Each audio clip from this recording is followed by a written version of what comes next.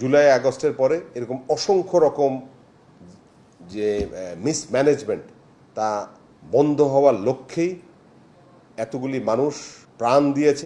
আমার এই বিকেএসপিতে ভর্তির ক্ষেত্রে এখনো যদি সেই তদবিরের মধ্যেই থেকে যাই, তাহলে তো এই যে মানুষগুলির এত পরিমাণ আত্মহত্যা, এত পরিমাণ আত্মত্যাগ, তার মূল্যায়ন হলো না। মিলেছে মুক্তি, দেশ পেয়েছে নতুন করে স্বাধীনতার স্বাদ। বাধার শিকল ছিঁড়ে খেলার মাঠে এগিয়ে চলার এই তো সময়। খেলাধুলায় স্বপ্ন সাজিয়ে ওরা ফুলের কলি হয়ে ফুটবে, সেটাই তো প্রত্যাশা।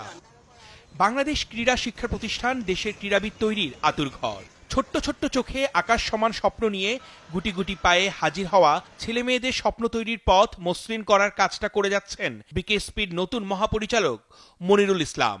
জীবনের বাস্তব অভিজ্ঞতাকে কাজে লাগিয়ে মেধা আর শ্রম দিয়ে যিনি ছুটছেন নির্দিষ্ট লক্ষ্য স্থির করে। প্রত্যেকের স্বপ্নগুলিকে বাস্তবায়নের করার জন্যে যতখানি অ্যাজ ডিজি যদি আমি এদের সাথে থাকতে পারি, হয়তো আমি একসময় থাকবো না এখানে, এই বাচ্চাগুলো একসময় অনেক বড় বড় প্লেয়ার হবে, আমি হয়তো তখন রিটায়ার্ড লাইফ থাকবো, হয়তো অনেক দূরে থাকবো। তখন যদি দেখতে পারি যে এই আমার সময়কার এই ছোট ছোট প্লেয়ারগুলি আজকে জাতীয়ভাবে হোক, আন্তর্জাতিক পর্যায়ে হোক, এই পরিমাণ অনেক বড় বড় সাফল্য নিয়ে আসছে। আগামী মাস থেকে শুরু হচ্ছে 2025 শিক্ষাবর্ষের জন্য ভর্তি পরীক্ষা। 8 বিভাগে 21টা ডিসিপ্লিনে শুরু হবে এই ভর্তি যুদ্ধ।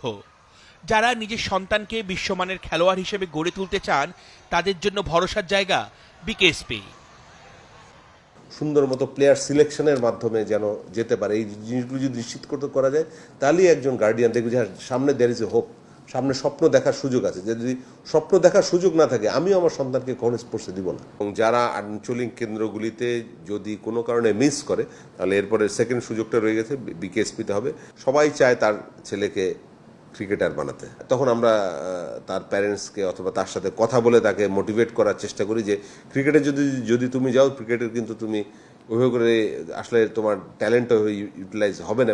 নতুন বাংলাদেশে যোগ্যরাই পাবেন সুযোগ। বিকেএসপির ভর্তি পরীক্ষায় মেধাবীরাই হবেন উত্তীর্ণ। সব ধরনের তদবিরের দরজা এবার থাকবে বন্ধ।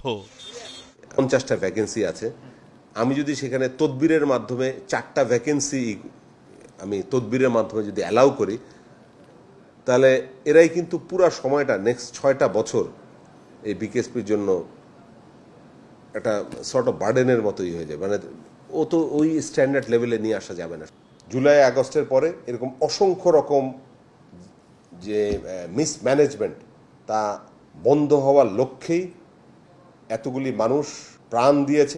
আমার এই বিকেএসপিতে ভর্তির ক্ষেত্রে এখনো যদি সেই তদবিরের মধ্যেই থেকে যাই, তাহলে তো এই যে মানুষগুলির এত পরিমাণ আত্মহত্যা, এত পরিমাণ আত্মত্যাগ, তার মূল্যায়ন হলো না। বিকেএসপির নিজস্ব ওয়েবসাইট থেকে ফর্ম পূরণ করে অনলাইনে আবেদন করতে পারবেন প্রশিক্ষণার্থীরা। অর্ণব বাপি, ৭১।